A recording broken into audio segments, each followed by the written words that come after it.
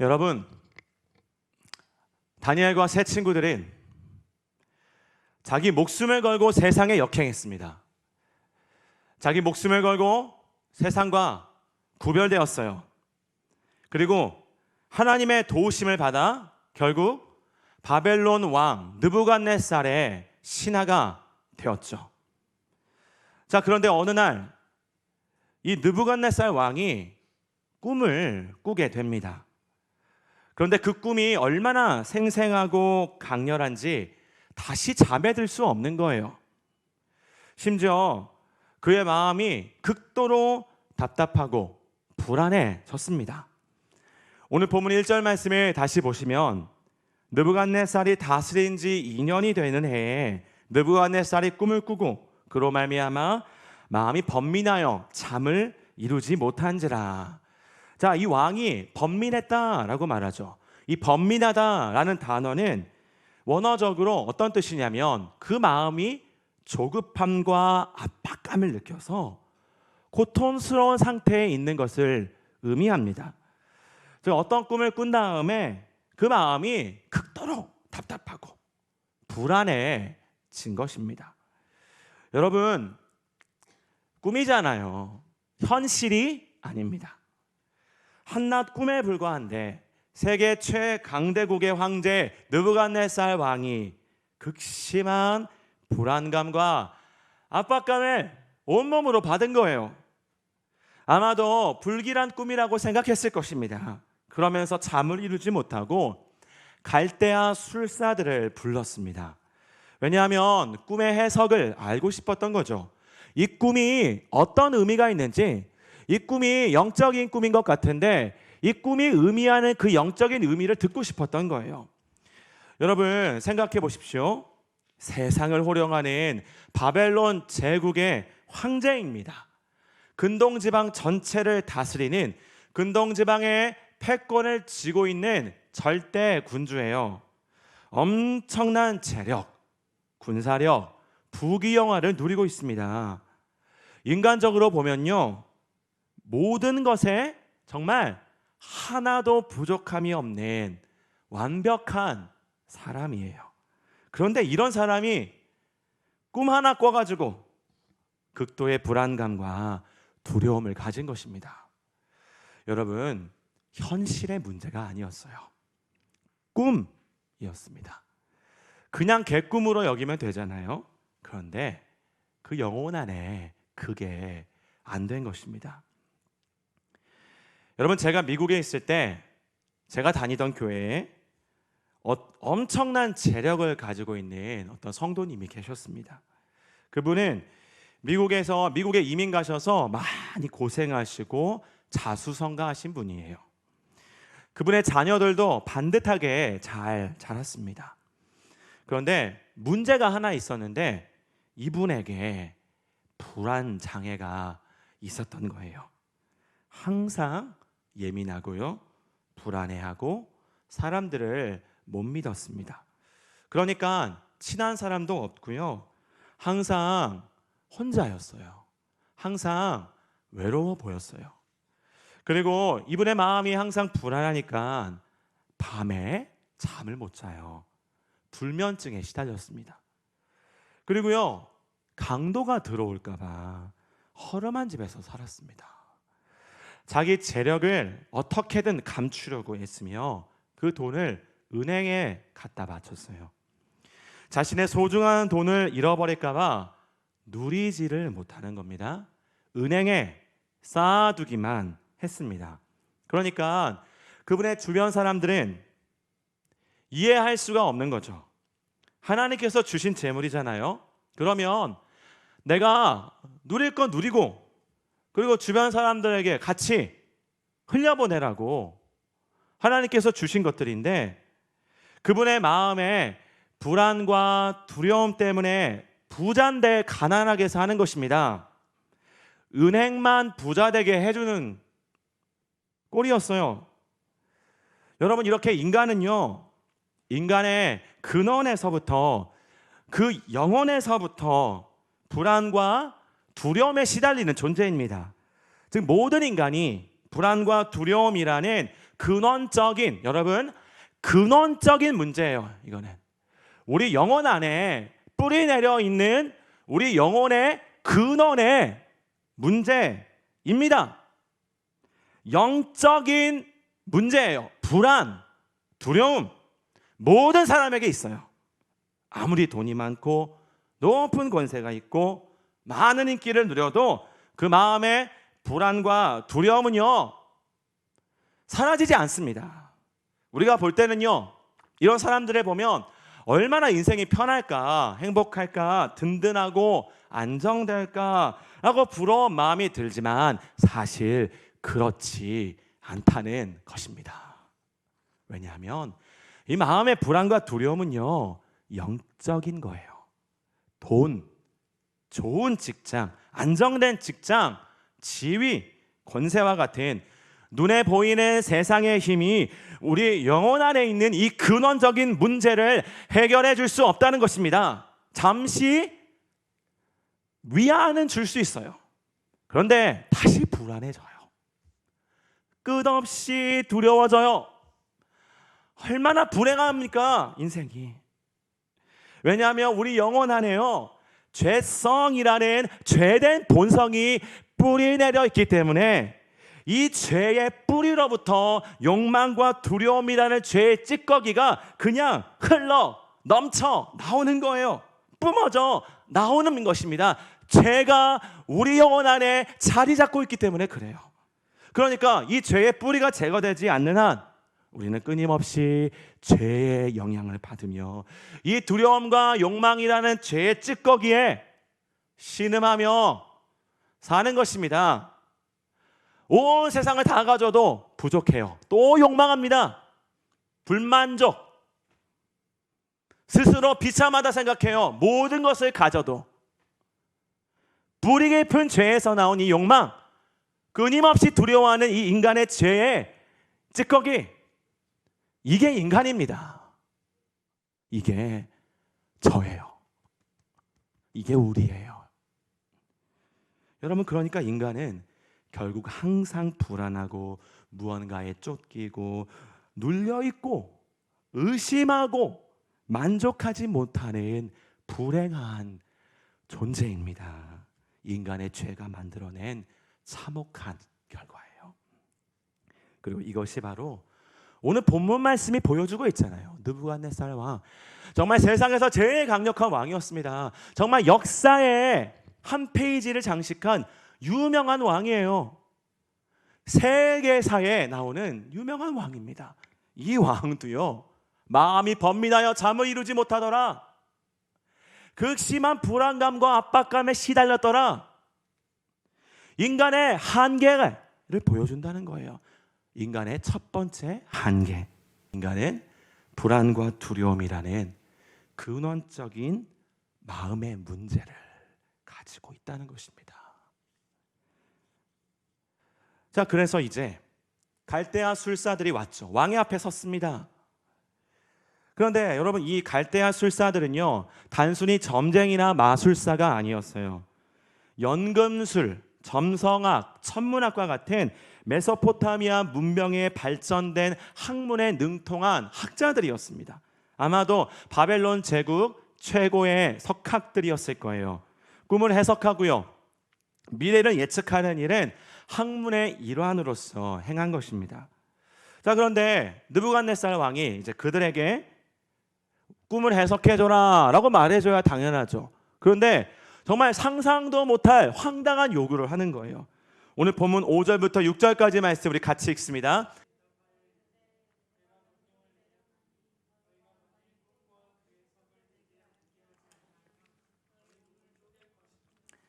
집을 거름더미로 만들 것이요, 너희가 만일 꿈과 그 해석을 보이면 너희가 선물과 상과 큰 영광을 내게서 얻으리라.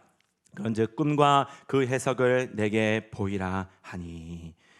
여러분, 꿈을 해석하기 전에 꿈의 내용을 먼저 맞히라는 거예요. 내가 어젯밤에 무슨 꿈을 꿨게? 내가 무슨 꿈을 꿨는지 알아맞히라는 거예요. 여러분, 이게 말이 됩니까? 황당한 요구 아닙니까? 그러면서 너희가 내 꿈을 못 맞추면 너희 몸을 토막내고 너희의 집을 쓰레기 더미로 만들겠다고 엄포를 놨어요. 반대로 너희가 알아맞히면 많은 선물과 상을 주겠다고 당근을 제시했어요. 여러분, 그러자 이 학자들은 다시 정중하게 부탁했습니다. 폐하, 저희에게 꿈의 내용을 알려주시면요, 저희가 그 다음에 해석해 드리겠습니다. 그런데 느부갓네살 왕은요, 완강해요. 아니 이놈들아, 꿈의 내용도 못 맞히는데 내가 너희 해석을 어떻게 믿냐? 꿈보다 해몽이 좋다는 속담이 있죠. 그러니까 얼마든지 자의적으로 자기 마음대로 꿈을 해석할 수 있다는 것입니다. 마음대로 꿈을 해석한 다음에 상황이 그렇게 변하여지기를 기다리는 거 아니냐? 라는 거예요. 그러니까 꿈의 내용부터 알아맞혀라. 그러면 내가 너희의 해석을 믿겠노라 라는 것입니다. 여러분, 황당한 요구죠, 솔직히. 그런데 아예 일리가 없는 말은 아닙니다. 꿈의 내용을 들은 다음에 이 왕이 처한 현재의 상황들이 있을 거 아니에요?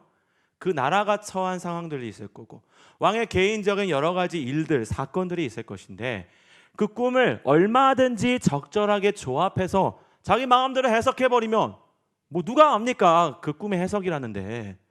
그러니까 너희가 꿈의 내용부터 말해달라는 거예요. 여러분, 그러자 이 학자들은 이제 이렇게 대답하는데요. 오늘 본문 10절, 11절 말씀해 보시면 갈대아인들이 왕 앞에 대답하여 이르되 세상에는 왕의 그 일을 보일 자가 한 사람도 없으므로 어떤 크고 권력 있는 왕이라도 이런 것으로 박수에게나 술객에게나 갈대아인들에게 물은 자가 없었나이다. 왕께서 물으신 것은 어려운 일이라 육체와 함께 살지 아니하는 신들 외에는 왕 앞에 그것을 보일 자가 없나이다 한지라. 여러분, 이 사람들은 두 가지 이유를 가지고 왕의 요구가 부당합니다 라고 말했어요. 첫 번째 이유, 신이 아닌 이상 어떤 인간도 왕의 꿈을 알 수 없다는 거죠. 신의 영역이라는 거예요. 신의 영역을 왜 우리에게 묻냐는 것입니다. 자, 그리고 두 번째 이유는 뭐냐면 세상의 어떤 왕도, 아무리 크고 강한 왕도 이런 것을 인간에게 요구하지 않았다는 거죠. 지나친 요구이고 부당합니다, 억울합니다 라고 말한 거예요. 여러분, 그러자 이 느부갓네살 왕은 얼마나 화가 났는지, 이제는요 내가 너희의 몸을 토막내겠다라고 처음에는 그랬는데 이제는 그들만 죽이는 게 아니라 바벨론의 모든 학자들을 몰살해라 라고 명령합니다. 그러니까 왕의 근위대장 아리옥은요 그 명령을 수행하려고 급하게 나가는 거예요. 즉 왕의 심기를 건드려 가지고 바벨론의 모든 학자들을 다 죽게 한 거예요.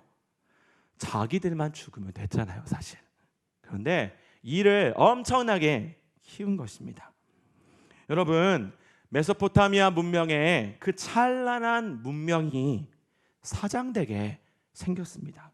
그리고 다니엘과 세 친구들까지 죽게 생긴 거예요. 여러분, 우리 마음에는 우리가 인지할 수 있는 의식의 영역이 있고요, 우리가 지각할 수 없는 무의식의 영역이 있습니다. 의식의 영역은요 혼이라고 부르고 무의식의 영역은 영이라고 부릅니다. 그리고 의식의 영역은요 주로 우리의 감정을 통해 표출되어요. 그리고 무의식의 영역, 즉 영은요 꿈을 통해 표출됩니다. 즉 꿈은요 우리 마음에 있는 그 무의식의 영역, 그 영적 영역을 우리에게 비춰주는 깜짝 카메라예요. 평소에는 느낄 수 없는 그 영적인 영역을 꿈이 우리에게 보여주는 것입니다. 그러니까 우리는 꿈을 통해 내가 무의식적으로 무엇을 욕망하고 있고, 또 무엇에 트라우마가 있고, 또 무엇에 집착하고 있고, 무엇을 두려워하고 있는지 그 무의식의 영역이 우리에게 비춰지는 거예요. 그리고 신기한 게 뭐냐면 하나님도요, 이 꿈을 통해 그분의 뜻과 계획을 우리에게 비춰주시기도 한다는 것입니다. 하나님께서 우리에게 무언가를 말씀하실 때 꿈을 사용하실 때가 있다는 거예요. 느부갓네살의 왕의 꿈이 그러했습니다. 그런데 여러분, 모든 꿈이 하나님의 말씀을 담고 있는 것은 아닙니다.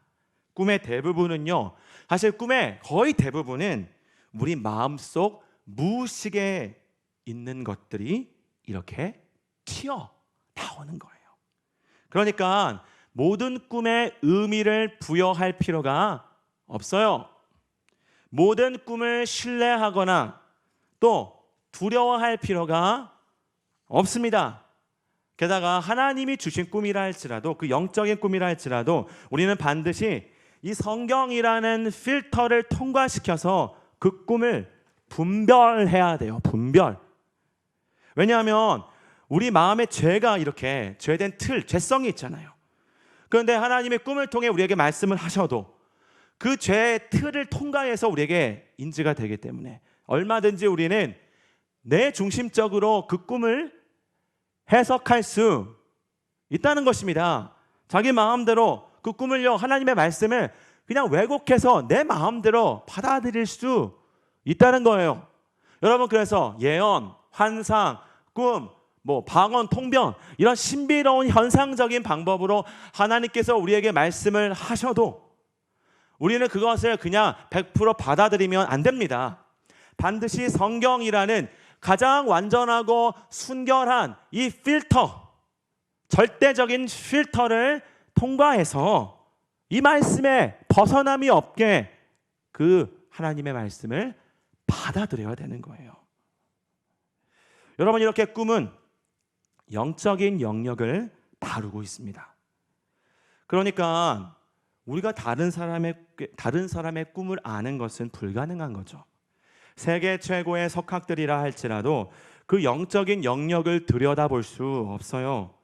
세계 4대 문명, 메소포타미아 문명, 그 문명의 학자들이었지만 그 영적 세계 앞에서는 한없이 무지했습니다.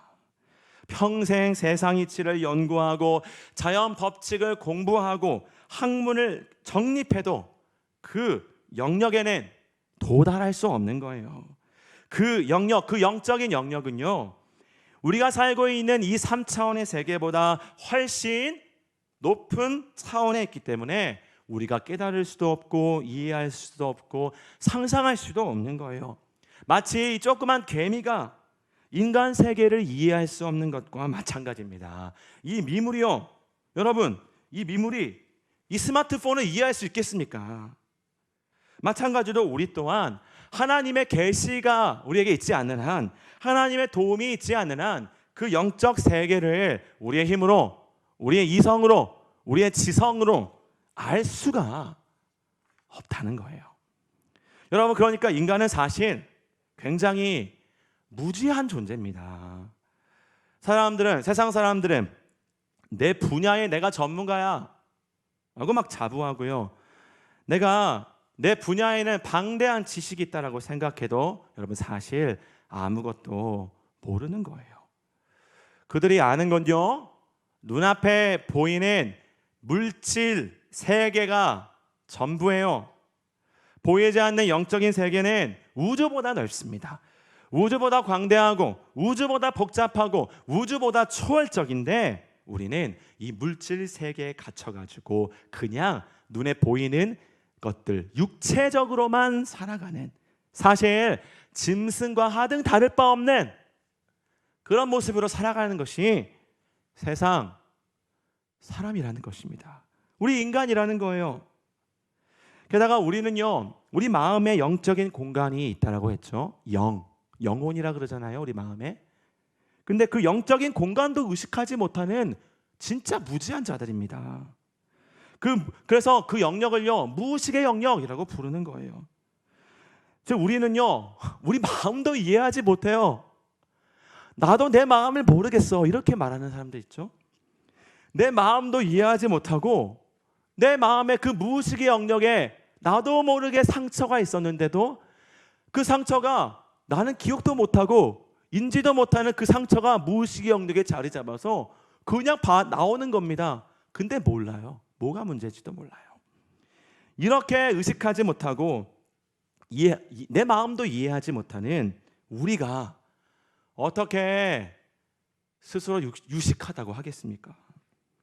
인간이라는 존재는요, 눈앞에 보이는 것밖에 모르는 영적인 소경이라는 것입니다. 무지한 존재라는 거예요. 그리고 이것이 바로 오늘 본문 말씀이 보여주는 인간의 두 번째 한계입니다. 인간은 근원적인 두려움에 시달리는 존재다. 근원적인 불안과 두려움에 시달리는 존재다. 그리고 두 번째 한계는 인간은 눈앞에 보이는 것밖에 못 보는 영적 소경이다. 무지한 자다. 라는 것입니다. 여러분, 인간의 한계에 대해서 오늘 본문 말씀은 이렇게 두 가지를 말씀해 줍니다. 그런데 사실 우리는 우리 자신을 잘 알죠. 사실 우리 인간은 얼마나 많은 한계가 있는지 모릅니다. 이 두 가지 외에도 정말 무궁무진하게 우리 연약함이 철철철 넘치는 게 인간이에요. 사랑해야 하는 걸 알아요. 모르는 거 아니에요. 근데 못 사랑합니다. 알아도 안 돼요. 용서해야 하는 거 알아요. 근데 안 되는 거 어떡합니까? 그리고 이 세상과 구별된 거룩함을 선택해야 하는 거 압니다. 그런데 우리는 세상의 쾌락과 그 더러운 마귀적인 것들을 욕망하잖아요. 그리고 화내면 안 되는 거 알죠? 근데 분노하잖아요. 짜증납니다. 짜증냅니다. 저도 그래요. 이게 인간이라는 겁니다. 영적인 죄의 문제 때문에 그렇다는 거예요. 죄가 만들어내는 정말 온갖 종류의 죄 찌꺼기들이 우리 영혼 안에 튀어져 올라와 우리를 완전히 사로잡아요. 생각, 말, 눈에 보는 것, 행동하는 것, 결정하는 것, 인생의 걸음, 모든 것들에 있어서 이 죄가 우리를 지배하려고 몸부림친다는 것입니다. 이 인간의 뼈저린 한계성, 불가능성, 인간은 안 된다. 인간은 안 된다. 우리는 안 됩니다. 우리는 스스로 의로워질 수 없어요. 우리는 결국 내 자신밖에 몰라요. 결국 나예요. 결국 뭐 여러 가지 포장을 해도 결국 납니다. 그게 인간이에요. 그게 저예요. 이 인간의 한계. 여러분, 우리는 나의 그 한계성을 인정하며 살아갑니까? 하나님 앞에. 아니면 스스로 할 수 있다고 생각합니까? 의롭다고 생각합니까?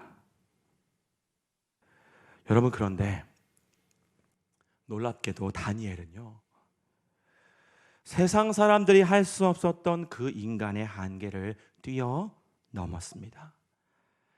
느부갓네살 왕 그리고 바벨론 학자들과 너무 극명하게 대조되죠. 같은 본문 안에 있는데 느부갓네살 왕의 반응과 이 바벨론 학자들의 반응과 세상의 다니엘의 반응이 이렇게 다릅니다.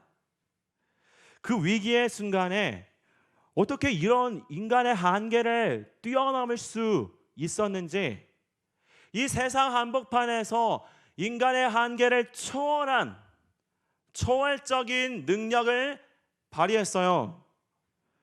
여러분, 죽음을 당하기 일보 직전이었습니다. 죽이려고 왕의 근위대장이 자기 앞에 와 있는데 세상의 그 현장에서 두려워하지 않아요. 그리고 도망가지 않았습니다. 그리고 오히려 무슨 일이냐고 지혜롭고 분별력 있는 말로 물어봅니다. 얼마나 담대합니까? 두려워하지 않아요. 그 인간의 뿌리 깊은 두려움이 그에게는 조금도 영향을 미치지 않습니다. 그리고 다니엘은요, 왕이 그 꿈 때문에 이런 사단이 일어났구나라는 사실을 듣게 된 다음에 주저하지 않고 왕에게 나아가서 왕에게 이렇게 말했죠. 폐하, 저에게 시간을 좀 주시면 제가 꿈의 내용과 해석을 알려드리겠습니다 라고 말했어요. 여러분 생각해 보세요. 바벨론에 수많은 학자들이 있었습니다. 다니엘은 초보 학자였어요. 이제 신입이었어요. 그런데 아무도 다니엘처럼 나서지 못했습니다. 아무도 다니엘이 할 수 했던 그것을 하지 못했습니다. 그런데 다니엘은 인간의 그 두려움을 뛰어넘었습니다. 세상의 권력을 두려워하지 않았어요. 왕의 말 한마디에 우리의 죽고 사는 게 결정되죠. 왕 말 한마디에 흥망성쇠가 결정되죠. 왕 앞에서 얼마나 벌벌벌 떨며 그 입술로부터 나오는 한마디 한마디가 우리 영혼에, 우리 마음에 얼마나 큰 자극이 되겠습니까? 사실 다니엘은 그러지 않았습니다. 그 두려움을, 인간의 그 근원적인 두려움, 이걸 뛰어넘은 거예요. 세상에 인간의 이 존재적인 두려움입니다. 여러분, 이거는 모든 인간이 고통하는 두려움의 문제, 그 두려움을 어떻게 뛰어넘었나요? 그리고 아무도 알 수 없었던 꿈의 내용까지 알아냈죠. 정확하게 알아냈어요. 그리고 정확하게 꿈을 해석해 줬습니다. 영적인 시각을 가지고 그 영적인 영역을 들여다볼 수 있는 영적인 시각이 열려 그 꿈을 알게 된 것입니다. 여러분, 제가 미국에서 신학교를 다닐 때 학교 전도팀에 들어가서 전도 여행을 떠났습니다. 플로리다의 올랜도라는 도시에 갔는데 저희 팀이 맡은 구역은 올랜도에서 가장 악명 높은 위험한 동네였어요. 뉴욕의 할렘가와 같았습니다. 흑인들이 많고요. 범죄율이 굉장히 높은 동네였어요. 저희는 그 지역에 일주일 동안 머물면서 전도를 했는데 어떻게 전도했냐면 길거리를 그냥 다니는 거예요. 그냥 무식하게 전도하는 거예요. 그러니까 뭐 방법이 있는 게 아니라 그냥 사람을 만나는 거예요. 지나가는 사람들 만나서 복음 전하고 집집마다 문 두들기면서 복음을 전하는 거예요. 그런데 첫날 아침에 이제 전도를 나가려고 팀이 모여서 준비를 하고 있는데 갑자기 팀장이 이렇게 말하는 것입니다. 지갑과 전화기를 베이스 캠프에 두고 가라는 거예요.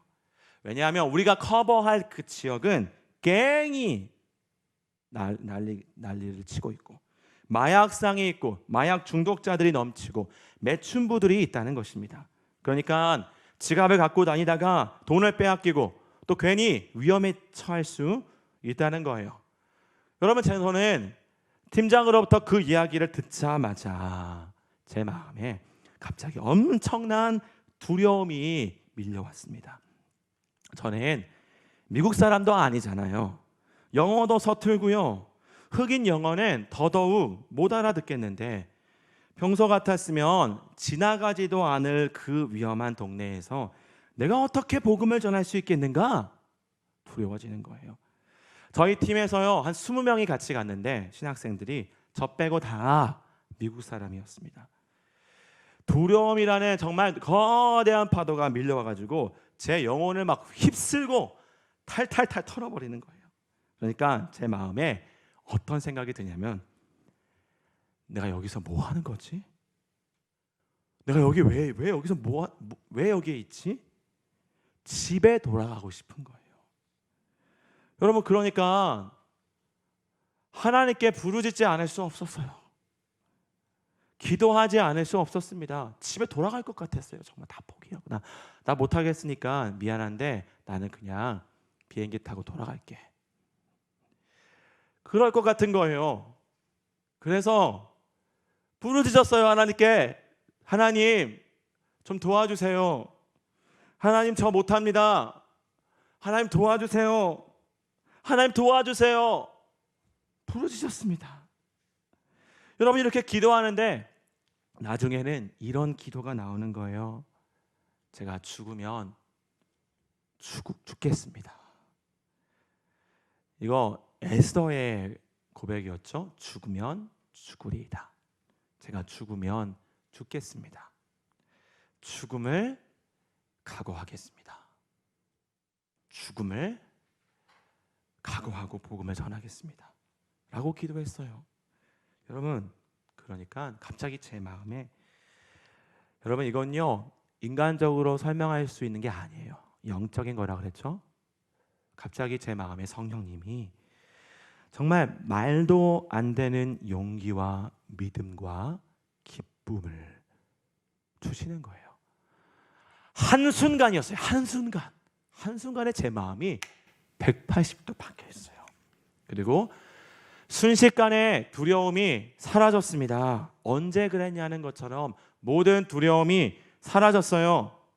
제 마음에 그 뿌리 깊은 존재적인 두려움이 없어지고요. 이제 다니엘처럼 죽음을 각오하고 전도를 하는 거예요. 여러분, 사자처럼 담대했습니다. 그래서 저는 그 일주일 동안 그 동네를 정말 활보하면서 복음을 전하고 다녔어요. 아무것도 안 무서웠어요. 목숨을 걸고 복음을 전하니까 무서울 게 없는 거예요. 그들 듣든지 안 듣든지 상관없습니다. 여러분, 그 전에는요 흑인들이 이렇게 뭉텅이로 몰려오면은 두려움이 앞섰는데, 그때는요 1초의 망설임도 없이 그냥 직진, 제가 먼저 다가가서 복음을 전하는 거예요. 예수 믿어야 합니다. 예수 믿어야 합니다. 예수님으로 구원받습니다. 예수님이 유일한 구원자입니다. 우리는 죄인입니다. 복음을 전하는 거예요. 그러니까 마약상에게 복음을 전했고요, 매춘부에게도 복음을 전했습니다.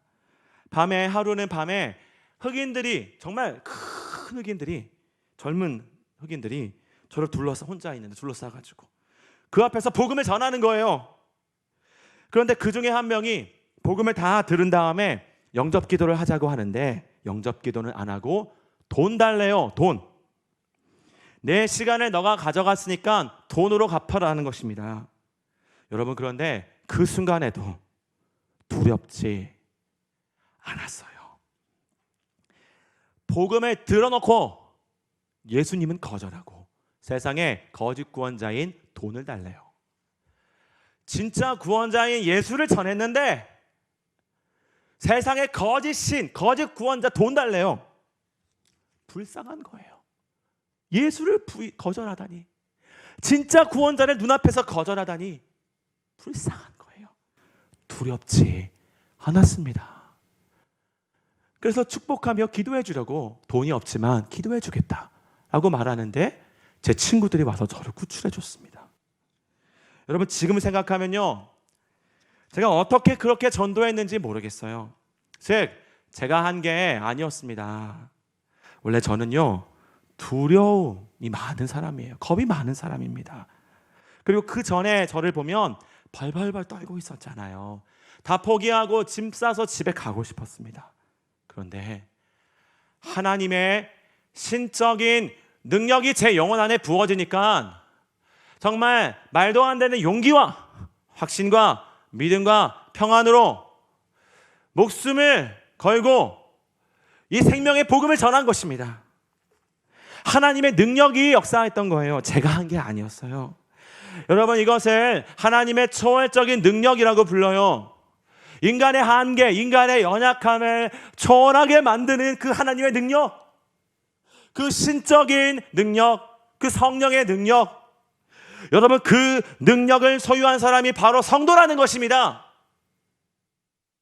여러분, 그 초월적인 능력을 힘입어 제 마음의 두려움을 뛰어넘고 복음을 전하니까 많은 사람들이 예수님을 영접했어요. 그리고 교회에 나왔습니다. 여러분, 하나님의 능력, 우리에게 주신 이 성령, 우리 안에 성령님이 계시죠?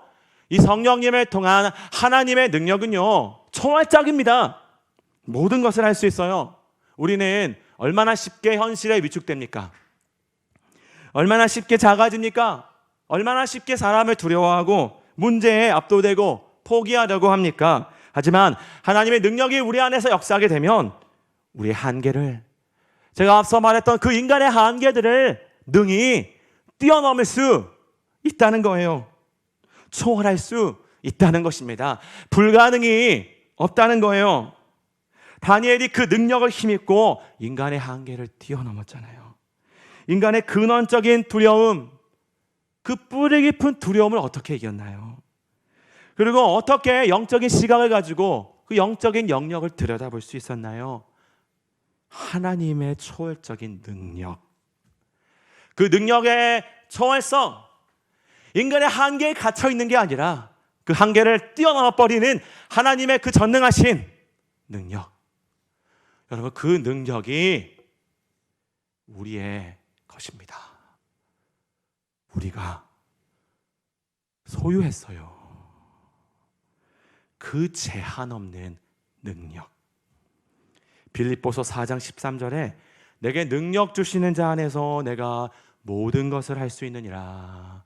내게 능력 주시는 자 안에서 내가 모든 것을 할 수 있느니라.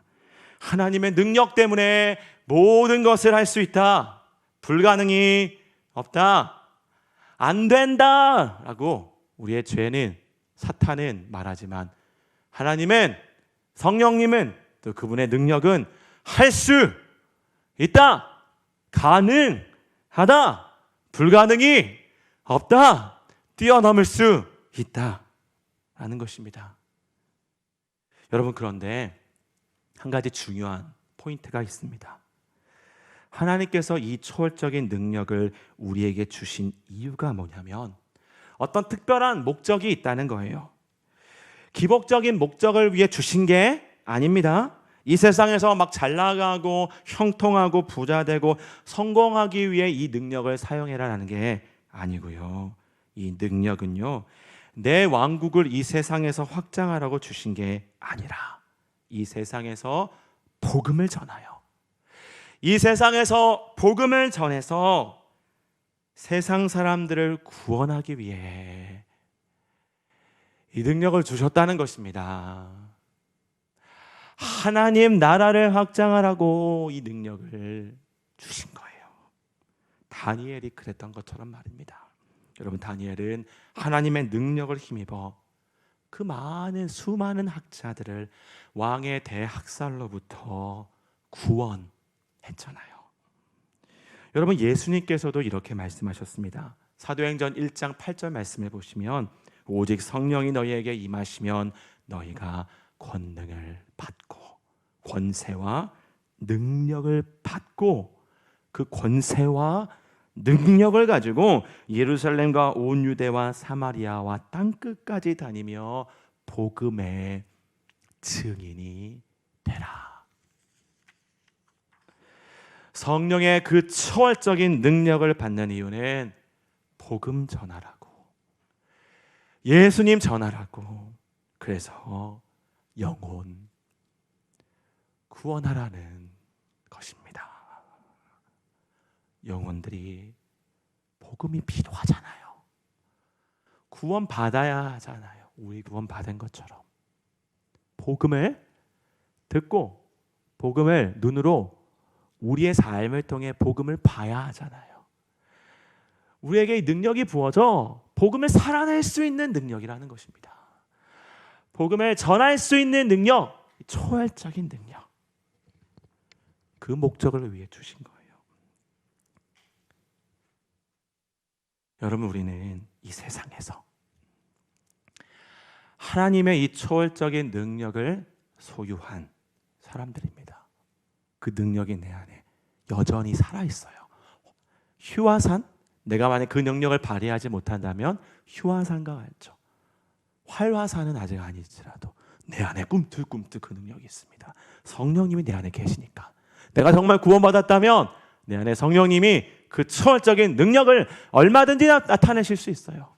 그런데 그 능력을 발휘하며 사느냐 아니면 사장시키느냐, 요겁니다. 요거. 그리고 그 능력을 발휘하는 목적이 뭐냐라는 거예요. 나 유명해지고 잘 나가기 위해서 하느냐, 아니면 진짜 복음을 위해, 하나님 나라를 위해, 영혼 구원하기 위해 그 초월적인 능력을 사용하여 인간의 한계와 연약함들을 뛰어넘어 이 세상 한복판에서 예수를 전하고 그 복음의 우월성을 외쳐 영혼을 구원하는 능력의 일꾼으로 쓰임 받느냐라는 것, 그것입니다. 그런데 많은 크리스찬들이 내 안에 그 성령의 능력이 있다는 것을 알지도 못하며 살아가요. 그 능력을 힘입으며 살아가지 않습니다. 왜냐하면 복음을 위해 살지 않기 때문에 그래요. 영혼을 구원하는 일에 관심 없기 때문에 그래요. 하나님 나라와 관계없이 내 왕국을 추구하며 살기 때문에 그 능력이 조금도 나타나지 않는 것입니다. 이 초월적인 능력, 우리 인간의 연약함을 한계를 뛰어넘게 해주는 이 능력, 여러분 이 능력은 또한 내가 어떤 기적을 막 행하고 병든 자를 고치고 죽은 자를 살리고 그리고 사람들을 기적적으로 변화시키고 회개시키고, 여러분 그 능력보다 저는 이 초월적인 능력은 더 깊이 있는 능력이 뭐냐면 사랑할 수 있는 능력인 것 같아요. 용서할 수 있는 능력, 내가 이 사람을 견디어 줄 수 있는 능력, 나를 포기할 수 있는 능력, 내 자존심을 버릴 수 있는 그 능력, 분노를 통제할 수 있는 능력, 내 욕망을 다스릴 수 있는 능력, 두려움을 다스릴 수 있는 능력. 여러분 이게 성령의 열매들이잖아요. 성령께서 우리 안에서 행하시는 능력, 사랑과 희락과 화평과 오래 참음과 자비와 양성과 충성과 온유와 절제, 이 9가지 성령의 열매가 나타나는 그 성령의 능력의 사람, 그것이 우리가 이 세상에서 복음을 전하고 영혼을 구원하는 가장 큰 힘이 됩니다. 내가 이 세상에서 기적을 베풀고 그리고 부자가 되고 높아져 가지고 복음을 전하려고 생각하지 마세요. 그냥 삶의 현장에서 용서하는 능력을 발휘하고 그들을 사랑할 수 있는 능력을 발휘하고 내 자존심을 포기할 수 있는 능력을 발휘하고 화를 통제할 수 있는 능력을 발휘함으로, 그러므로 성령의 능력을 드러내어 복음을 드러내 영혼을 구원하는 그 영적 사역을 감당할 수 있는 것입니다. 여러분 우리는 이 세상에서 그 능력을, 이 초월적인 하나님의 능력을, 성령의 능력을 발휘하여 다니엘과 같이 살고 있나요? 세상 사람과 너무 다르죠. 다니엘은 그렇게 구별된 모습으로 능력을 발휘하는 슈퍼 크리스찬으로 살고 있나요? 아니면 세상 사람들과 똑같이 인간의 한계에 갇혀가지고 똑같이 두려워합니다. 똑같이 이기적이고 똑같이 무책임하고 무능력한 삶을 똑같이 악하고 욕망, 두려움에 살아가는 삶을 살고 있나요?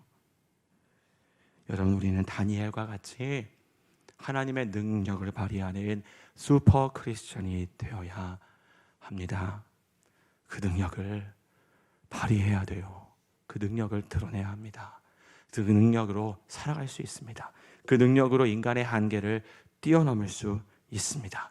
그리고 이 세상에서 복음을 외치고 복음을 살아내므로 영혼을 구원하는 삶을 살 수 있습니다.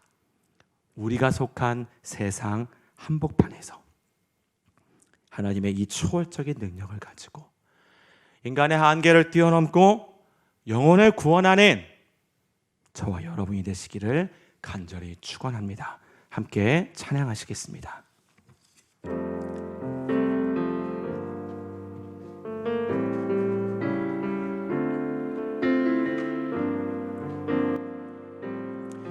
우리가 헌금송으로 이렇게 매주 찬양하는 내 삶의 이유라라는 찬양인데요. 지금 이 시간 정말 우리 마음을 하나님께 드리며 예수는 내 힘이요 나의 기쁨 나의 소망입니다. 네, 믿음으로 이 시간 함께 찬양하겠습니다.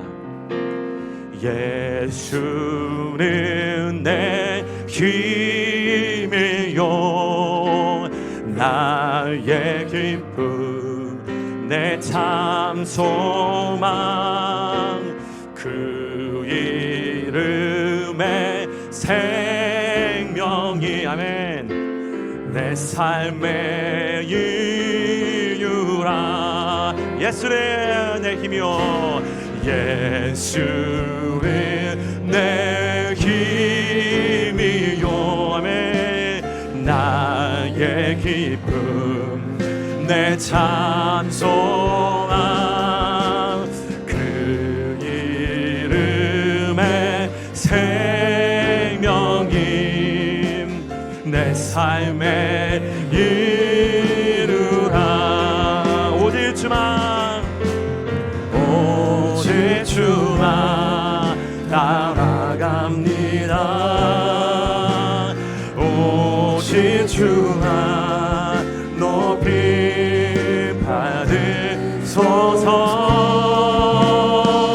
받으소서 내 평생에 그 이름은 그의 선하심을 세상에 노래합니다 그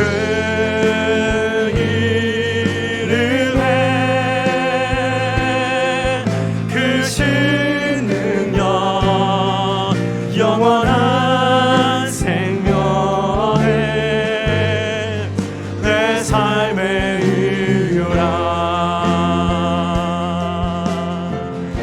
우리 다시 한번 찬양합니다. 내가 사나 죽으나 내가 사나 죽으나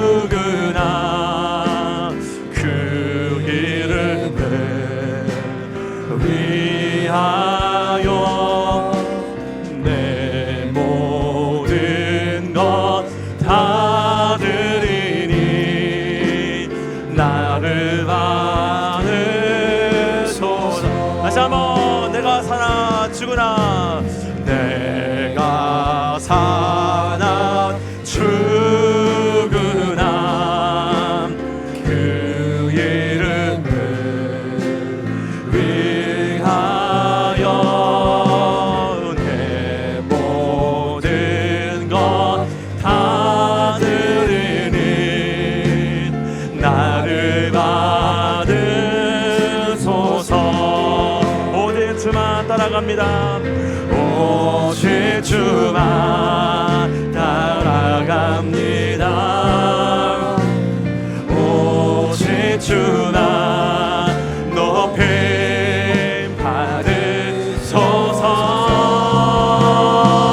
받으소서 내 평생에 그 이름은 그의 선하심을 세상에 노래합니다 그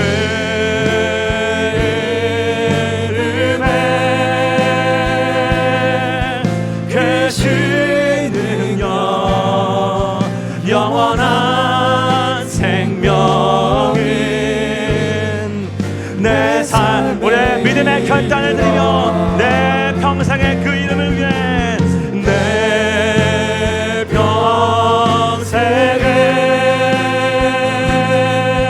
그 이름은 그의 선하심을 세상에 노래합니다 그 이름에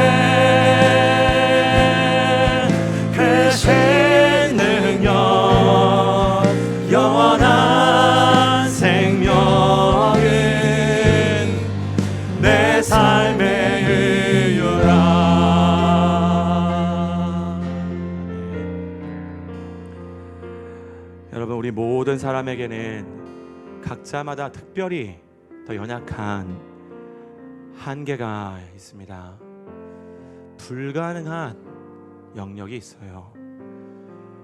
여러분, 우리의 연약함 잘 아시죠? 나의 연약함, 나의 한계. 그것을 이 시간 하나님 앞에 인정하고 우리 함께 기도하기 원합니다. 하나님, 저는 안 됩니다. 저는 제 욕망을 이길 수 없습니다. 저는 사랑할 수 없는 사람입니다.